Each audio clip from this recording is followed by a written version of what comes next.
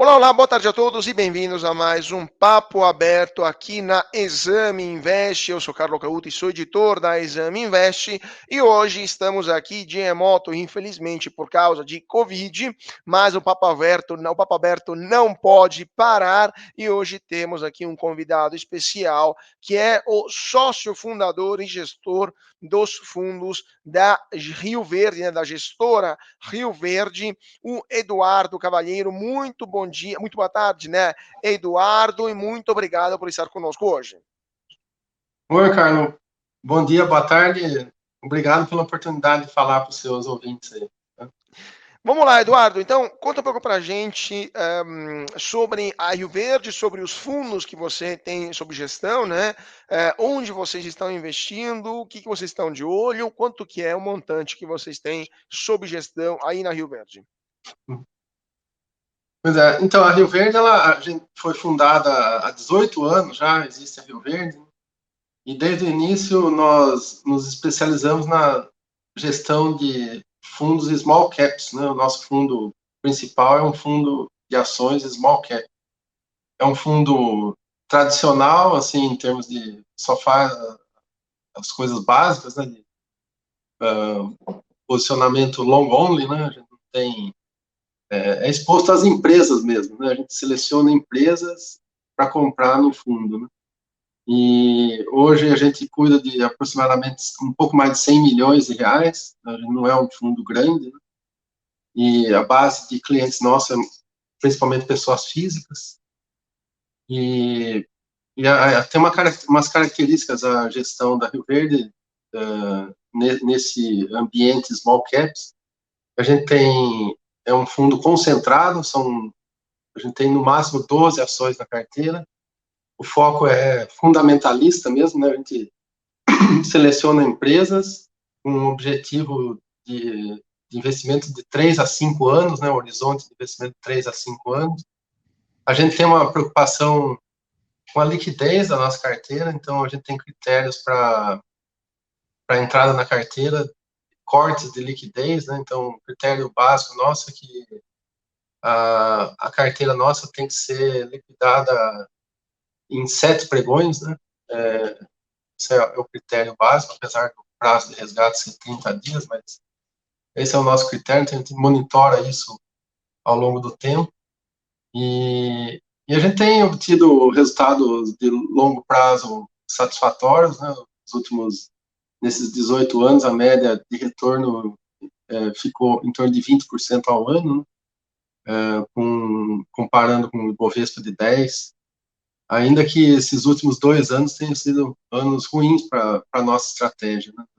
Tivemos um bom desempenho, enfim, por circunstâncias aí da nossa seleção das empresas e por circunstâncias do mercado também, que não foi tão favorável para as small caps, Pois é, vamos falar um pouco do mercado, né? Não somente das né? small caps, mas especialmente delas, porque as small caps são empresas que acabam sofrendo um pouco mais do que as outras. Por exemplo, quando temos uma situação adversa com taxa de juros, né? Que é o que está acontecendo agora e o que provavelmente vai acontecer esse ano, ao longo desse ano, especialmente nos Estados Unidos, né? Como é que está a percepção, a visão de vocês nesse aspecto? Os juros no Brasil passaram de 2 para 10%, basicamente, né? Ao ano em pouco mais de 18 meses, a gente podia dizer, né? Uhum. E vão subir mais nos próximos 6 meses. Qual que é a visão de vocês para os próximos meses aqui no Brasil e lá fora também, como isso pode reverberar na carteira da Rio Verde Investimentos? Pois é, eu acho que assim, o impacto principal, assim, em termos, vamos chamar em termos negativos, para as small caps, para a nossa carteira, eu acho que já passou, sabe? O que acontece? O mercado, ele se antecipa, né, a possibilidades de restrições de liquidez, e daí ele sai vendendo as small caps. Isso eu vejo que aconteceu principalmente ao longo do segundo semestre do ano passado. Eu acho que teve alguns aspectos assim do, do que aconteceu no mercado mesmo, assim, desde a alocação de IPOs, desde a entrada de investidores que talvez não devessem ter entrado, e fundos que montaram posições de tamanhos que talvez não devessem ter montado, né? Tudo isso gerou uma força, uma pressão na venda muito grande, antecipando uma possível redução de liquidez que acontece com as small caps nesse cenário. Mas acho que isso foi antecipado e agora para frente, eu acho que o preço, a gente vê aqui as nossas análises, acho que os preços se deprimiram tanto e agora eu não vejo um impacto tão forte e negativo. Agora, olhando para frente, assim, sem dúvida, os juros devem continuar subindo, mas também está no preço, né? A questão dos juros no exterior, provavelmente, que a gente vai acontecer, a gente está vendo agora que os juros vão ficar mais altos do que se imaginava, né? O processo de aumento dos juros nos Estados Unidos vai ser mais alto, mas eu já vi também interpretações de que o mercado pode até se tranquilizar, né? Porque, de fato, pior era não fazer nada, né? Do jeito que vinha vindo, sem aumentar juros, sem ter nenhuma decisão monetária no exterior. Então, o fato de ter alguma decisão já é importante, mas então o impacto no mercado tem que ser acompanhado. Sem dúvida Sim, que juro é inimigo da bolsa, né? com Mas, certeza. mas a gente está, pelo patamar de preços que estão os ativos, a gente está até cautelosamente otimista, né? Porque eu acho que muito de tudo isso está incorporado aos preços já, né? Não vejo espaço para uma explosão, um otimismo. Isso eu não vejo espaço, né? Mas também eu acho que o ajuste de preço para baixo já ocorreu, né? Sim, com Essa é a nossa certeza. visão, né? Com certeza. Agora, ontem estava a gente falando com umas small caps aqui, a Card 3, né, a CSU, que teve uma valorização expressiva, tendo resultados bons até, né, nos últimos anos, e justamente no meados do ano passado teve a sua alta máxima, né, chegou por volta de R$ 30 o papel, e a partir de abril, maio, começou essa derrocada rápida, coincidente com a alta dos juros aqui no Brasil, e acabou perdendo 2/3 do valor a ação, né, mesmo se os resultados da empresa continuaram sendo positivos. Então, minha pergunta é, pegando esse gancho com essa empresa que eu entrevistei recentemente, mas que poderia ser replicado em várias outras, você acha que o mercado está olhando de forma errada mais para a bolsa, por exemplo, e mais para os juros e menos para os resultados das small caps? Se amedronta muito com coisa pequena, ou coisa, vamos dizer assim, não tão relevante assim sobre os balanços das small caps, acaba prejudicando demais, sendo uma overreaction em cima do valor do papel, ou isso faz parte normal? Não, acho que é o modo de operar do mercado, né? Acho que o mercado, ele tenho visto, assim, estou há muito tempo nesse dia a dia, tenho visto o mercado muito curto prazista, né?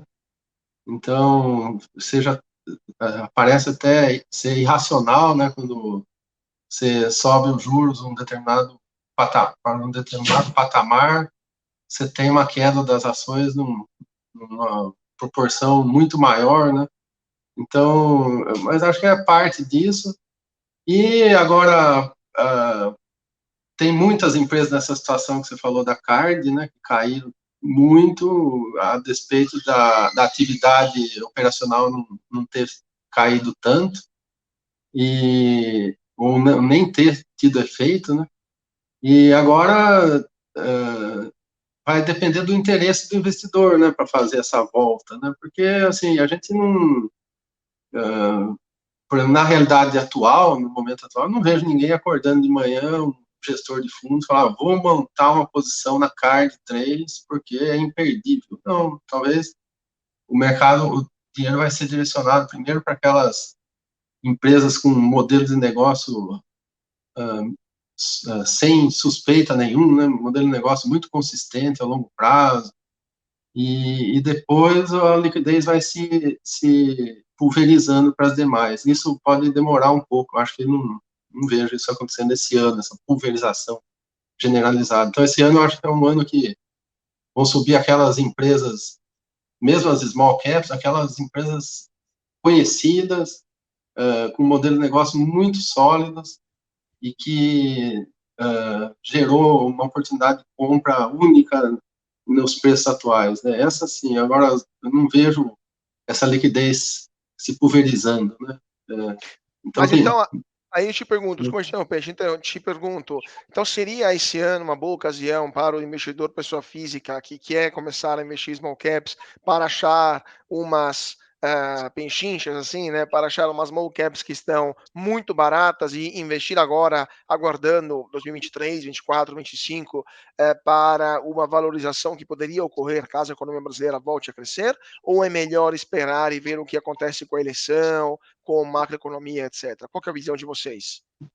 Eu vejo que no momento atual vai ser difícil achar um momento como esse, assim, de preço atrativo para investir. Então, eu acho que devem fazer esse investimento, buscar essas small caps ou outras ações nesse momento. Tem muita coisa que dificilmente a gente vai ver em preço tão baixo como agora, né?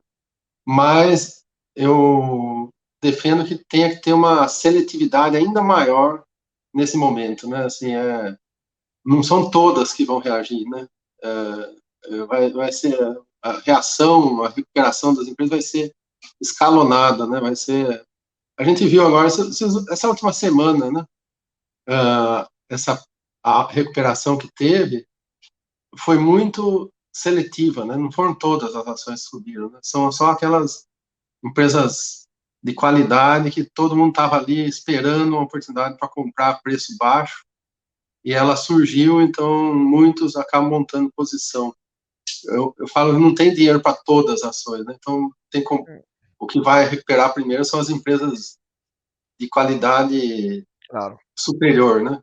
com Assim, certeza. modelos consistentes, gestão de empresa comprovada, né, com diretoria já testada em outros momentos. Eu acho que esses são... Então, você vê que só complementa empresas que têm alguma dúvida sobre o plano de negócio, ainda que a empresa seja boa, que gere caixa, mas o mercado não montou posição, né? Sim, Prefere sim, deixar sim. para depois, né? Com certeza, tem uma sorta de atendismo por parte do mercado em geral, né, mas atendismo também ligado ao fato que ainda não sabemos qual que é o cenário que se prospectará a partir de outubro desse ano, lembrando que tem eleição presidencial aqui no Brasil, que poderia mudar também os rumos da política monetária, da política fiscal, perdão, e também da política econômica como um todo. E também, né, temos algumas dúvidas sobre o desempenho da economia brasileira ao longo deste ano. As previsões não são muito positivas, né? Tem gente que fala em 0 a 0 do PIB, tem gente que já vê um PIB em contração. Lembrando que as previsões dos últimos anos sempre foram mais pessimistas no começo do ano e depois foram se ajustando ao longo do ano, né? Especialmente em 2020, durante a pandemia. Qual é a visão de vocês sobre o desempenho do PIB do Brasil ao longo de 2022 e qual a percepção de vocês sobre os efeitos da eleição em cima do mercado acionário e especialmente em cima do mercado das small caps? Não, essa questão do PIB, o fato do PIB ser zero esse ano, vamos arredondar, eu acho que isso já está no mercado desde o último trimestre do ano passado, né? Então, acho que não é um fato novo o PIB ser zero esse ano. Acho que o mercado está olhando o que pode acontecer a partir de 2023 com, com um novo governo, uma continuidade desse governo que está aí. Eu acho que assim, a gente está acostumado também no Brasil, né, que o ideal a gente nunca consegue, né, aquele governo ideal que vai fazer tudo conforme os manuais, né, é um sonho, né, tá na categoria sonho que eu falo, é difícil acontecer. O que eu torço aí para que esse debate eleitoral, ser polarizado ou não, terceira via envolvida, ele caminhe para um debate racional sobre a economia, sobre o futuro do Brasil, que de fato coloque o Brasil numa condição de crescer. Eu acho que tem chance de fazer isso, né, esse debate, porque a gente superou nesses últimos 30 anos, superou muita coisa, né, a questão da inflação, questão das contas públicas um pouco mais ajustadas, enfim, concessões, privatizações, eu acho que o Brasil avançou Desculpa. E então eu acredito que a gente possa ter um cenário mais positivo para o ano que vem, independente do governo que ganhe, do candidato que ganhe. Lógico que vai ter graduações, né? Um candidato mais comprometido pode dar resultados ainda melhor, né? Um candidato menos comprometido com um plano dessa linha pode dar resultados menos bons, né? Mas eu vejo como positivo, eu não estou tão preocupado, não, com questão eleitoral. Acho que é um ponto, acho que a gente tem que acompanhar, acho que é o ponto do ano, né? Sem dúvida, a questão eleitoral, mas eu acho que talvez a gente destrave um cenário melhor para os próximos 4 anos. De fato, o Brasil precisa, que vai ser bom para as empresas, para a bolsa, para as ações, é crescer. O Brasil precisa crescer, né? Não dá, né? O Brasil é muito grande para crescer 1% ao ano só, né? Precisamos mudar esse patamar. Esse é o ponto de discussão e eu acho que vai ser muito debatido no processo eleitoral, né? Crescer, o Brasil precisa crescer, né? Desculpa. Com certeza, estamos há 20 anos em um nível de crescimento muito baixo, né? Um nível médio de quase 1%, se não me engano, coisas por aí. Basicamente, a nossa última década foi perdida, né? Por causa da crise de 15, 16, né? Então, ainda temos muito para voltar a crescer. Mas, Eduardo, deixa eu só voltar um pouquinho à questão das small caps. Vamos analisar um pouquinho as small caps mais interessantes nesse momento.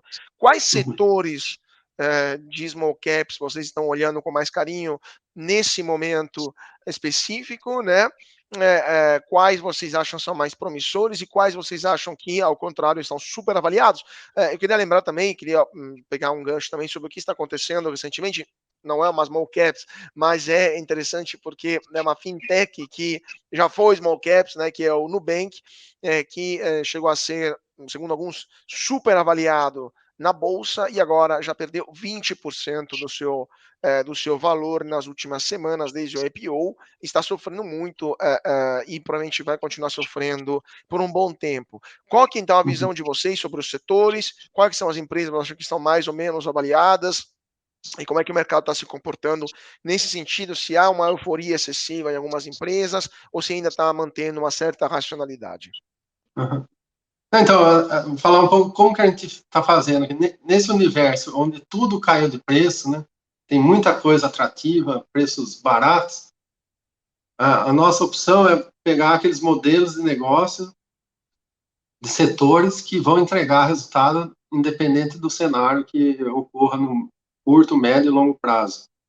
Então, por exemplo, um deles é o cenário, são as empresas ligadas à infraestrutura e logística, né?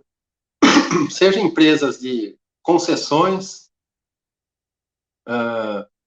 por exemplo, portos, rodovias, onde a gente vai ver crescimento, ou está vendo crescimento independente do crescimento do PIB, né? Não sei se eu posso nomear empresas aí, né? Por exemplo, Santos Brasil, Fica à Eco-Rodovias, vontade, pode nomear. Santos Brasil, Eco-Rodovias, empresas que fornecem para esse segmento de infraestrutura e logística, ou se beneficiam desse segmento, por exemplo, Mills, que é uma empresa que fornece equipamentos, que aluga equipamentos, né? Ah, por exemplo, empresa de logística pura, mesmo, como a Simpar, né? Empresa Randon, esse tipo de empresa que a gente vê um modelo de negócio muito preservado, independente do cenário, e tudo que foi plantado nesses últimos anos deve repercutir favoravelmente no resultado, independente do PIB, né? Nossa, desculpa, eu estou com uma tosse insistente aqui. E Não tem problema, fica tranquilo. outro segmento que a gente acha também que até a queda de preço não foi tão forte nas ações, mas é o segmento ligado ao agronegócio, né? Isso é uma coisa que no Brasil era muito pouco representado na bolsa, começou a ter mais empresas. Eu acho que as nossas avaliações mostram que esse setor também, aconteça o que acontecer, né? É um segmento que vai evoluir favoravelmente, seja alguém voltada à produção de, de bens do agronegócio, de produtos como SLC, na soja, grãos, São Martinho, na área de açúcar e álcool, né? Até em fornecedores de insumos, né? A gente tem Ouro Fino, que é na área de saúde animal, enfim, outras alternativas. Acho que esses dois segmentos, assim, só para dar uma ideia, é a base da nossa carteira, é o que a gente vê como segmentos sem impacto do PIB qualquer. E daí, falando só de três, outros segmentos que eu acho que a gente tem que ser bem seletivo, mas surgiu muitas oportunidades por causa da queda, é o segmento de varejo, né? Tem muita coisa que caiu demais, talvez foi o que mais sofreu, e daí tem oportunidades de a gente buscar coisas diferenciadas, né, nesse segmento, dentro das small caps, né? A gente até não é nem, já é uma empresa um pouco maior, mas, por exemplo, a Arezo, né, uma ação que caiu demais, porque é inevitável que esses modelos de negócio bem constituídos, bem geridos, eles vão sobressair independente também do cenário econômico, né? Então, essas são as linhas. Eu vejo oportunidades em outros segmentos, mas eu acho que tem algum risco, né, de dependendo de onde o PIB se situar, dependendo da taxa de juros onde ela ficar, pode afetar um pouco. Então, empresas que dependem muito de crescimento, né, essas empresas de tecnologia que dependem muito de crescimento. Eu preferi ficar fora, não que seja ruim, mas eu acho que é para a gente olhar uma segunda onda, né? E basicamente é isso, né, que eu estou vendo. Agora, falando, não sei se especificamente do À Nubank, vontade, à vontade. então, eu não analisei tão a fundo, porque ele não entrava no nosso universo de investimento, mas o que eu vejo, assim, a gente está privilegiando, nesse momento, empresas que gerem caixa, gerem lucro, e tenham um crescimento previsível, né? Nubank ainda não está nesse estágio, né? Então a gente preferiu ficar fora disso e eu não é algo que eu acho que é imperdível se posicionar hoje, né? Eu acho que vai ter uma chance em algum momento no futuro para se posicionar. Então, sem qualificar que isso é bom ou ruim, parece que é bom, né? Ninguém cresce tanto ou faz uma operação de mercado tão grande se não fosse tão bom, né? Mas eu acho que em termos de modelo de negócio talvez não seja um momento melhor.